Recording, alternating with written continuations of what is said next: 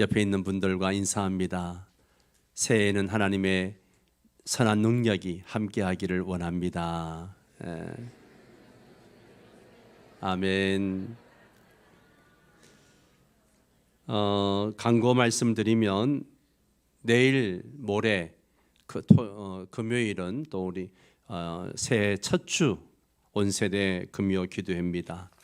우리 자녀들을 축복하는 그런 기도회로 열려고 합니다.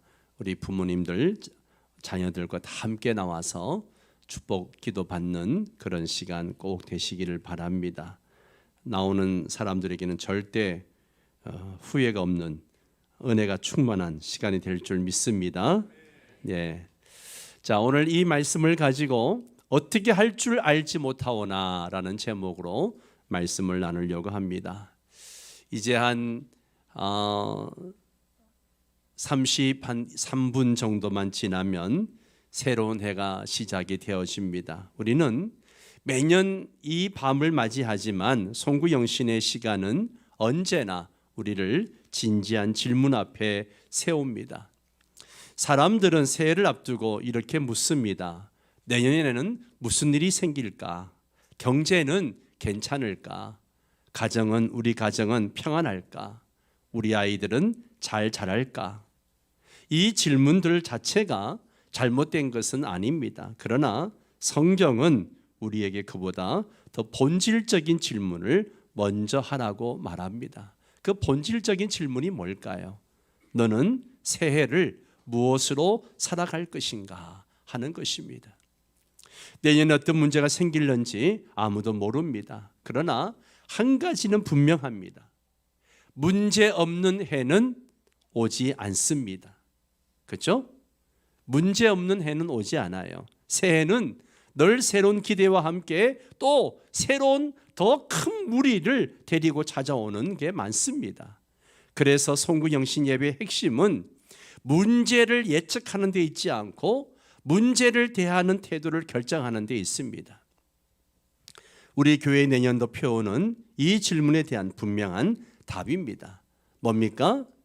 기도로 살고 기도로 승리한다. 이 표어는 내년에는 문제가 없을 것입니다. 그런 약속이 아닙니다. 오히려 이렇게 선언하는 것이죠. 문제는 오겠지만 우린 기도로 살 것입니다. 문제는 오겠지만 기도로 그 모든 싸움을 감당하겠습니다. 이 고백인 거죠. 기도는 장식이 아니에요. 기도는 신앙인의 부속품이 아닙니다. 기도는 하나님의 백성이 세상을 살아가는 방식이에요. 그런데 우리는 너무 쉽게 이렇게 말합니다. 시간이 없어서 기도를 못합니다. 상황이 정리되면 기도하겠습니다. 마음이 좀 생기면 기도하겠습니다. 그러나 성경은 단호하게 말하죠. 기도하지 않으면 결국 문제 앞에서 혼자 서게 된다고 말입니다. 오늘 우리는 결단해야 됩니다.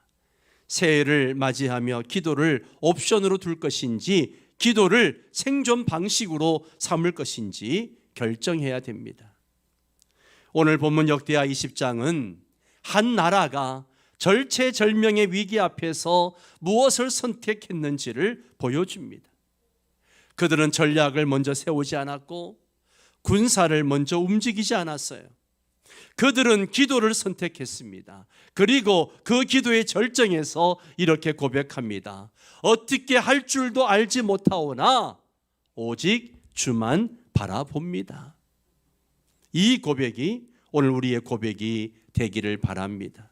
그리고 이 고백 위에 기도로 살고 기도로 승리하는 새해가 시작되기를 주의 이름으로 축복합니다. 역대하 20장은 한 나라가 막다뜨린 실제적이고도 아주 압도적인 위기로 시작합니다. 20장 전체를 내용을 가지고 보면 20장 1절 말씀을 보세요. 한번 같이 읽을까요? 그 후에 모압 자손과 암몬 자손과 마온 사람들이 함께 와서 여호사밧을 치고자 한지라. 그리고 이 소식을 들은 여호사밧에게 전해진 보고의 핵심은 이것입니다. 뭡니까?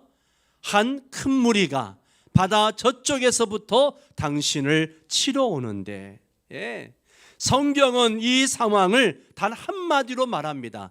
한 큰 무리라고 말합니다. 한 큰 무리. 이 표현은 단순히 군사의 숫자가 많다는 뜻이 아닙니다. 이 말 속에는 유다의 힘으로는 도저히 감당할 수 없는 그 현실, 인간적인 계산으로는 이미 승산이 없어 보이는 상황이 담겨 있습니다.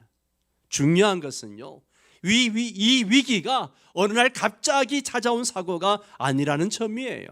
여기에 모압과 암몬 자손은요, 오랫동안 이스라엘과 적대 관계에 있던 민족들이었고, 이번에는 그들이 연합해가지고 한꺼번에 몰려온 것입니다.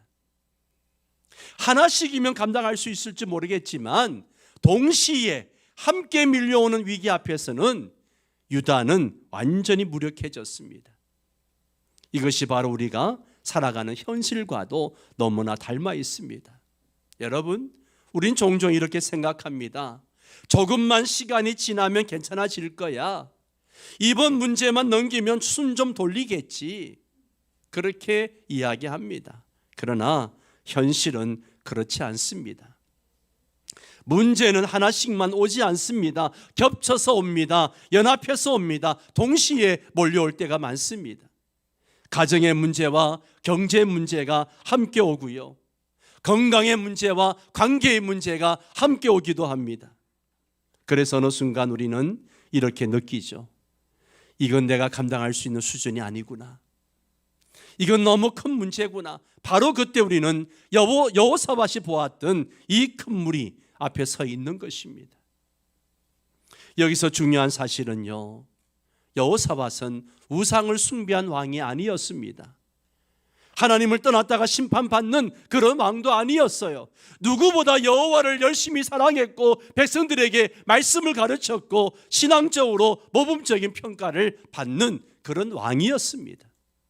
그런데도 하나님은 이 왕에게, 이 나라에게 큰 무리를 허락하십니다. 이 사실은 우리에게 매우 중요한 교훈을 줍니다. 신앙생활을 잘하면 위기가 사라진다는 것은 성경의 가르침이 아닙니다. 오히려 성경은 이렇게 말합니다. 하나님의 백성도 반드시 감당할 수 없어 보이는 현실 앞에 서게 된다는 것입니다. 그러나 그 위기는 하나님을 떠나게 하기 위한 것이 아니라 하나님 앞으로 더 깊이 나오게 하기 위한 통로입니다.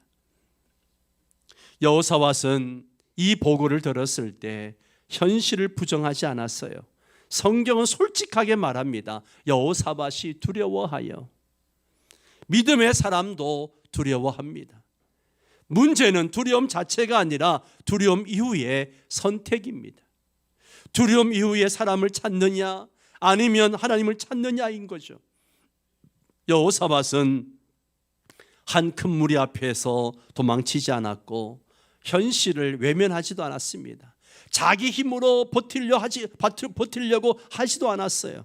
그는 이 위기를 기도로 가져갑니다. 사랑하는 성도 여러분, 송구영신 예배는 이 큰 무리가 사라졌는가 이것을 묻는 시간이 아니에요. 오히려 이렇게 묻는 시간이죠. 이 큰 무리 앞에서 나는 무엇을 선택할 것인가? 염려로 살 것인가? 아니면 기도로 살 것인가? 내년도 표어는 분명합니다. 기도로 살고 기도로 승리한다. 이 표어는 이 큰 무리 앞에서도 우리는 무릎을 꿇겠다는 선언인 거죠. 그리고 바로 그 자리에서 여호사밧의 기도가 시작이 됩니다. 이 큰 무리를 우리가 대적할 능력이 없고 어떻게 할 줄도 알지 못하옵고 오직 주만 바라보나이다. 이제 우리는 이 기도의 자리로 함께 나아가야 합니다. 여호사밧은 문제 앞에서 그 문제를 대하는 태도를 우리에게 보여주고 있습니다. 여러분, 여호사밧이 왕이었다는 사실을 기억해야 됩니다. 그에게는 선택지가 많았어요.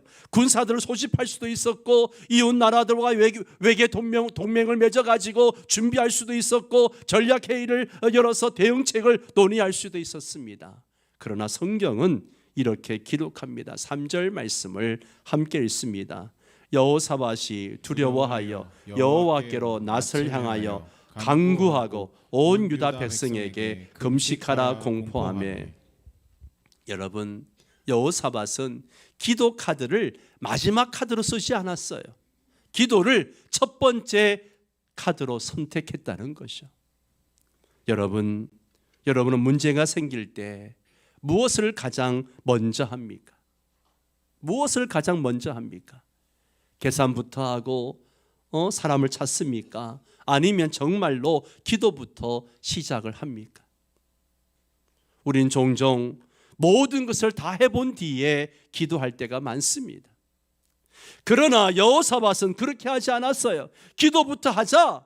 이 차이가 신앙의 깊이를 가르는 거죠. 여호사밧은 혼자 기도하지 않았습니다. 온 유다의 금식을 선포했어요. 4절 말씀을 보세요. 같이 읽습니다. 유다 사람이 여호와께 도우심을 구하려 하여 유다 모든 성읍에서 모여와서 여호와께 간구하더라. 이것은 매우 중요한 장면이에요. 왕 혼자 무릎을 꿇지 않았습니다. 남녀노소 성읍마다 공동체 전체가 기도의 자리로 나아옵니다. 여기서 우리는 중요한 원리를 보게 됩니다. 큰 위기 앞에서는요, 개인의 결심만으로는 부족합니다. 기도하는 공동체가 필요합니다. 기도하는 공동체가 필요해요. 내년도 표는 개인에게만 주어진 표가 아니고 기도로 살고 기도로 승리한다, 이 말은 몇 사람만 기도하겠다는 말이 아니라 교회 전체가 기도의 자리로 돌아가겠다는 선언이어야 합니다. 여러분, 공동체가 기도하면 공동체가 살아납니다. 여러분, 가정이 기도하면 가정이 회복되어지고요. 여러분, 부서가 모여서 기도하면 부서가 부흥합니다. 우리 명성교회가 기도로 살고 기도로 승리한다, 이 표를 가지고 함께 기도하면 하나님의 놀라운 은혜를 부어주실 줄 믿습니다. 여호사밧이 기도를 선택했다는 것은요, 단순히 종교적인 행동을 했다는 뜻이 아니에요. 그것은 이렇게 선언한 것입니다. 이 전쟁은 내 지혜로 해결할 수 없다. 이 문제는 내 능력의 범위를 넘어섰다. 그러므로 나는 하나님께 이 문제를 맡기겠다. 그런 이야기입니다. 여러분, 기도는 패배 선언이 아닙니다. 기도는요, 주권 이양 선언인 것입니다. 하나님, 이 문제의 주인은 제가 아니라 주님이십니다. 이 선언이 없는 사람은 끝까지 자기 인생의 전쟁을 자기 힘으로 싸워야 합니다. 그러나 이 선언을 한 사람은요, 하나님이 싸우시는 자리에 서게 됩니다. 사랑하는 성도 여러분, 이제 우리는 여호사밧처럼 선택의 자리에 서 있습니다. 내년에도 이 큰 무리는 분명히 우리를 찾아올 것입니다. 문제는 피할 수 없습니다. 문제 없는 해가 없습니다. 그러나 기도는 내가 선택할 수 있습니다. 기도는 자동으로 되지 않습니다. 기도는 결단으로 시작됩니다. 이 성구영신의 밤에 우리는 분명히 선택해야 됩니다. 문제가 생기면 가장 먼저 무릎을 꿇겠습니다. 기도 없이 결정하지 않겠습니다. 기도 없이 싸우지 않겠습니다. 이것이 바로 기도로 산다는 고백의 실제 모습인 거죠. 역기하 20장의 절정은요, 12절 말씀입니다. 우리 한번 같이 읽을까요? 우리 하나님이여 그들을 징벌하지 아니하시나이까. 우리를 치러 오는 이 큰 무리를 우리가 대적할 능력이 없고 어떻게 할 줄도 알지 못하고 오직 주만 바라보나이다. 아멘. 이 한 절은요, 기도 방법을 가르치는 말씀이 아니라 기도하는 사람의 태도가 어떠해야 하는지를 말씀하고 있습니다. 기도의 본질은 말을 잘하는 데 있지 않고요, 많이 아는 데 있지 않고요, 얼마나 하나님께 의존하느냐에 달려 있습니다. 이게 기도입니다. 이 말씀을 보면 우리가 대적할 능력이 없고라고 말합니다. 우린 기도하면서도 사실은 여전히 자기 능력을 붙들고 있습니다. 기도는 하지만 결국 내가 해결해야 한다고 생각하고, 기도는 하지만 마지막 결정권은 내가 져야 되고, 기도는 하지만 실패하면 어쩔 수 없다고 말을 합니다. 그러나 여호사밧은요, 하나님 앞에서 분명히 선을 긋습니다. 이 문제는 내가 감당할 수 없는 영역입니다. 그런 고백을 하는 거죠. 여러분, 이 고백이 없는 기도는요, 기도처럼 보이지만 사실은 한마디로 내가 하겠다라고 하는 것은 자기 확신인 거죠. 하나님은 능력 있는 사람을 찾지 않으십니다. 하나님은 능력이 없음을 인정하는 사람을 찾습니다. 또 그의 고백을 보세요. 어떻게 할 줄도 알지 못하오나. 이 고백은 여호사밧의 기도의 가장 깊은 곳이죠. 이 말은 이 상황을 더 이상 내가 통제하지 않겠습니다라고 하는 선언입니다. 우리는 보통 이렇게 기도하죠. 하나님, 이 문제를 이렇게 해결해 주세요. 그러나 여호사밧은 방법을 제시하지 않습니다. 길을 요구하지 않습니다. 그런 주도권 자체를 하나님께 완전히 넘깁니다. 진짜 기도는요, 하나님을 내 계획 안으로 끌어들이는 것이 아니라 나 자신을 하나님의 계획 안에 내려놓는 거예요. 이게 진짜 기도입니다. 그래서 참된 기도를 드린 사람은요, 상황이 바뀌지 않아도 그 마음은 평안합니다. 왜냐하면 문제는 그대로 있어도 짐을 지고 있는 주인이 바뀌었기 때문에 그런 거죠. 또 그의 고백을 보세요. 뭐라 그래요? 오직 주만 바라보나이다. 여기서 중요한 단어가 오직입니다. 오직. 이 말은 상황도 보지 않겠습니다. 적의 크기도 보지 않겠습니다. 내 마음의 두려움도 보지 않겠습니다. 오직 주님만 보겠습니다. 이런 고백이죠. 기도는 상황 분석이 아닙니다. 기도는 시선을 재정렬하는 시간입니다. 문제를 내려다보면 문제를 보던 눈에서 하나님을 우러러 보는 눈으로 바뀌는 순간, 아직 아무 일도 일어나지 않았지만 영적 전쟁은 이미 방향이 바뀐 거죠.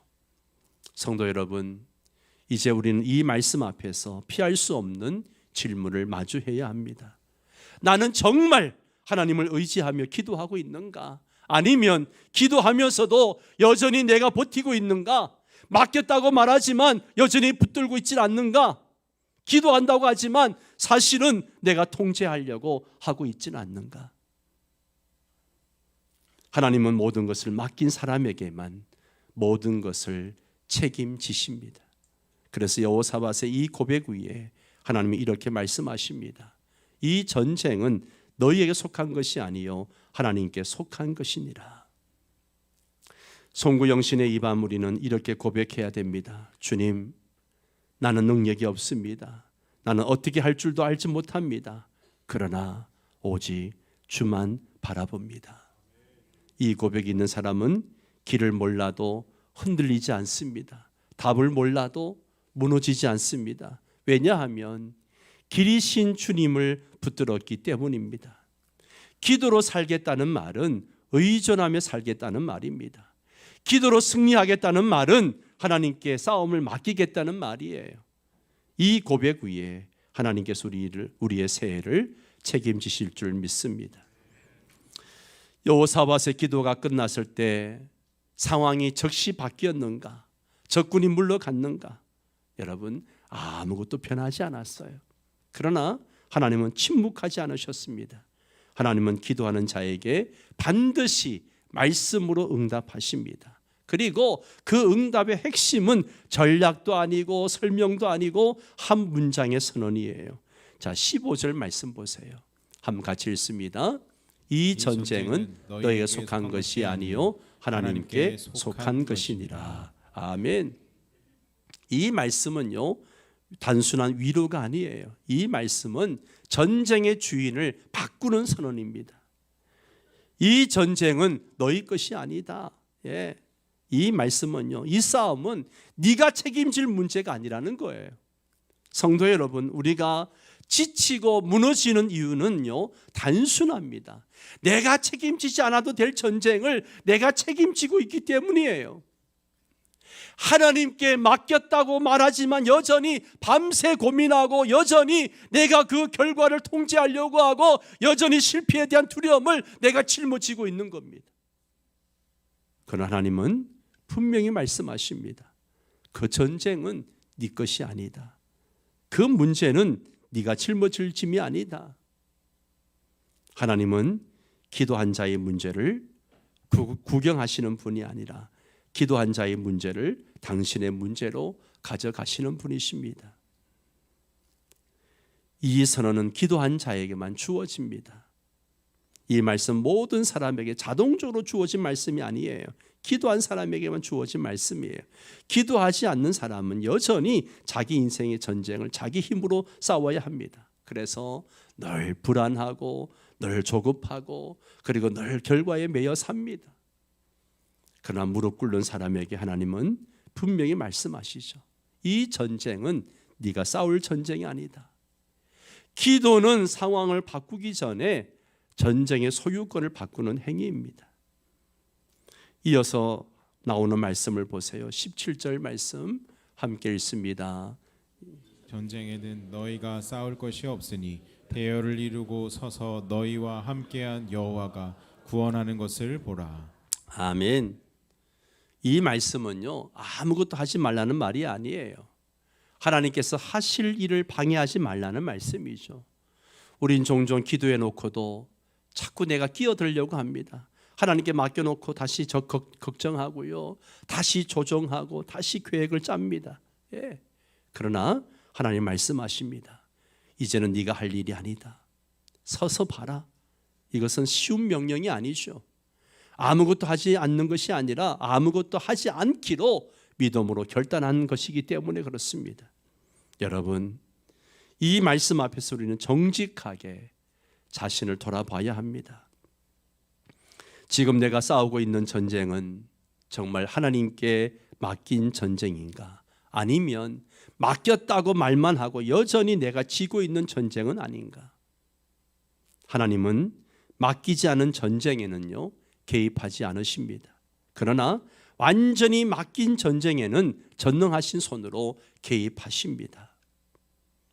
2026년 우리의 모든 삶을 주님께 맡기시기 바랍니다.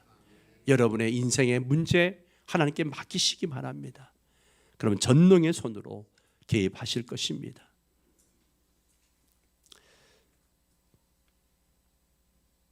이 전쟁은 너희에게 속한 것이 아니요 하나님께 속한 것이라. 이제 모든 것이 끝난 것처럼 보입니다. 그러나 이제부터가 진짜 믿음의 싸움인 거죠. 왜냐하면 하나님의 말씀을 듣는 것과 그 말씀대로 움직이는 것 사이에는 늘 큰 간격이 있기 때문에 그렇습니다. 하나님은 설명이 아니라 순종을 요구하십니다. 하나님은 여호사밧과 유다 백성에게 전쟁의 세부 계획을 설명해 주지 않으셨어요. 어떤 방식으로 승리할지, 어떻게 움직일지 아무것도 알려주지 않았습니다. 하나님이 요구하신 것은 단 하나였습니다. 내 말을 믿고 그대로 움직여라, 이겁니다. 그리고 그 움직임의 방식은 사람의 상식을 온전히 거스르는 것이었습니다. 여러분, 21절 말씀을 보세요. 같이 읽을까요? 백성과 더불어 의논하고 노래하는 자들에서 가요. 거룩한 예복을 입히고 군대 앞에서 행진하게 하며 이르기를 여호와께 감사하세. 그의 인자하심이 영원하여도다 하게 하였더라. 아멘. 여러분, 이 장면은요, 성경 전체를 통틀어도 가장 비상식적인 전쟁 장면 중에 하나예요. 여리고성을 도는, 법궤를 메고 도는 그 장면과 같이 아주 비상식적인 장면 중에, 전쟁 장면 중에 하나입니다. 전쟁터로 나아간다면 창과 방패가 아니라 찬양을 앞세우고 있다는 거죠. 이것은 감정적인 행동이 아니에요. 이것은 기도 이후에 나오는 순종의 행동입니다. 기도는 하나님께 맡겼다고 말하는 행위라면 찬양은 정말 맡겼다는 증거입니다. 우린 보통 이렇게 말하죠. 문제가 해결되면 찬양하고, 승리하면 감사하고, 상황이 좋아지면 하나님을 높이겠다고 말합니다. 그러나 유다는 정반대였습니다. 아직 싸우지도 않았는데 찬양합니다. 아직 아무것도 변하지도 않았는데 감사합니다. 왜입니까? 이미 전쟁의 주인이 하나님이심을 믿었기 때문에 그렇습니다. 성경은 이어서 이렇게 말합니다. 22절을 봅니다. 같이 읽습니다. 유다가 노래하며 찬송을 할 때에 여호와께서 보병을 두사 유다를 치러 온 암몬 자손과 모압과 세일산 주민들을 치게 하심으로 그들이 패하였더라. 예, 여기에 중요한 표현이 있습니다. 뭐 할 때? 노래하며 찬송할 때에. 유다가 칼을 휘두를 때가 아니라 찬양할 때 하나님이 싸우셨습니다. 여러분, 분명한 영적 원리를 보여주는 거예요. 기도하는 사람을 위해 하나님이 일하시고 찬양하는 공동체를 위해 하나님이 싸우십니다. 우리가 싸우지 않았는데 적이 무너지는 거예요. 우리가 손대지 않았는데 길이 열립니다. 왜냐하면 하나님이 친히 전쟁에 개입하셨기 때문에 그렇습니다. 여러분, 이제 우리는 이 밤을 지나 새해의 전쟁터로 나아갑니다. 문제가 사라진 채로 나아가는 것이 아니에요. 아직 한 큰 무리는 그대로 있습니다. 그러나 우리는 이렇게 나아갈 수 있습니다. 염려하며 나아가지 않고 두려움에 끌려가지 않고 찬양하며 나아갑니다. 찬양은 현실 도피가 아닙니다.